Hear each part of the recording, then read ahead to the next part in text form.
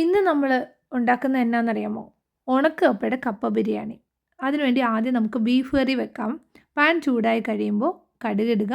അതിനുശേഷം ഇഞ്ചി വെളുത്തുള്ളി അരിഞ്ഞു വെച്ചേക്കുന്നത് ചേർത്ത് വഴറ്റുക.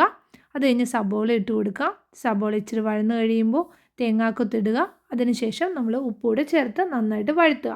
ഇനി നമ്മൾ മസാലകൾ ചേർക്കാം. മസാലകൾ നന്നായി മൂപ്പിച്ചെടുക്കണം. മുളക് പൊടി, മല്ലിപ്പൊടി, ഗരം മസാലയാണ് നമ്മൾ ചേർക്കുന്നത്. മസാല നന്നായി മൂത്ത് വന്നു കഴിയുമ്പോൾ ആവശ്യത്തിന് വെള്ളം കൂടി ചേർത്ത് നമ്മൾ അരിഞ്ഞു വെച്ചിരിക്കുന്ന ബീഫ് അതിലേക്ക് ഇടുക. നന്നായിട്ട് യോജിപ്പിക്കണം.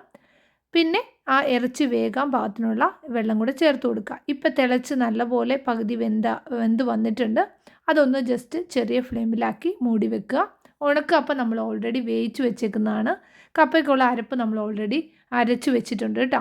തേങ്ങയും കുഞ്ഞുള്ളിയും പച്ചമുളകും കറിവേപ്പില, അതുപോലെ തന്നെ ഒരു ചെറിയ കഷ്ണം വെളുത്തുള്ളി, ഒരു നുള്ള് ജീരകം, ഇത്രയാണ് നമ്മൾ ഒന്ന് ഒതുക്കിയെടുത്തേക്കുന്നത്. അത് ആ വേവിച്ച് വെച്ചേക്കുന്ന കപ്പയിലേക്ക് ചേർക്കുക. ആവശ്യത്തിന് ഉപ്പുകൂടെ ചേർത്ത് ഒരു 2-3 സെക്കൻഡ് അതൊന്ന് മൂടി വെക്കുക. മൂടി വെച്ച് കഴിഞ്ഞ് നമ്മൾ ബീഫ് നോക്കാം. ഇപ്പോൾ ഏകദേശം നന്നായിട്ട് അത് വെന്ത് വന്നിട്ടുണ്ട്. അതിലേക്ക് മല്ലിയിലയും കറിവേപ്പിലയും കൂടെ ചേർത്ത് കൊടുക്കുക. ഇനി കപ്പ നന്നായിട്ട് ഇത് രണ്ടും കൂടെ നന്നായിട്ടൊന്ന് യോജിപ്പിക്കുകയാണ് ചെയ്യേണ്ടത്. എനിക്ക് കൂടുതലിഷ്ടം ഉണക്കക്കപ്പയുടെ കപ്പ ബിരിയാണിയാണ് കേട്ടോ. പക്ഷേ പച്ചക്കപ്പയുടെ ബിരിയാണികൾ ഇഷ്ടമുള്ളവരുണ്ട്. അപ്പോൾ ഇത് രണ്ടും നന്നായിട്ടൊന്ന് യോജിപ്പിക്കണം. നന്നായിട്ട് ഇളക്കണം. നന്നായിട്ട് ഒന്ന് കുത്തി ഇളക്കണം.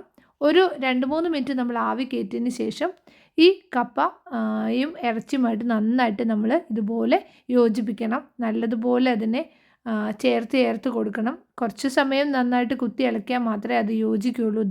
ഇപ്പോൾ നമുക്ക് നന്നായിട്ട് യോജിച്ച് വന്നിട്ടുണ്ട്. അടിപൊളി ഉണക്കക്കപ്പയുടെ കപ്പ ബിരിയാണി റെഡി. കുറച്ച് സബോളയും കൂടെ അതിൻ്റെ മേളിൽ തൂകിയിട്ടുണ്ട്. തീർച്ചയായിട്ടും നിങ്ങൾ ട്രൈ ചെയ്യണം കേട്ടോ.